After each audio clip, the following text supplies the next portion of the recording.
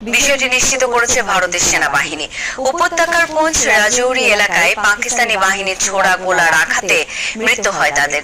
এদিকে হামলার সময় ভারতের 5টি যুদ্ধ বিমান ভূপাতিতের দাবি করেছে পাকিস্তান, যাদের মধ্যে 3টি রাফাল এবং বাকি 2টি মিগ ও সুখোই সিরিজের যুদ্ধ বিমান। এ সময় বন্দী করা হয় ফাইটার জেটগুলোর পাইলটদের। এছাড়াও ধ্বংস করা হয়েছে ভারতীয় বাহিনীর একটি ড্রোন। এছাড়াও সীমান্তে ভারতীয় সেনাবাহিনীর একটি ব্রিগেড সদর দপ্তর গুড়িয়ে দেওয়ার দাবি করেছে ইসলামাবাদ। দুই দেশের নিয়ন্ত্রণ রেখার ধুন্দিয়াল সেক্টরে এর অবস্থান। ভারতের হামলাকে কাপুরুষোচিত আখ্যা দিয়ে বিবৃতি দিয়েছে আইএসপিআর। এছাড়া মঙ্গলবার দিবাগত গভীর রাতে ভারত নিয়ন্ত্রিত জম্মুতেও গোলাগুলি করেছে পাক সেনারা।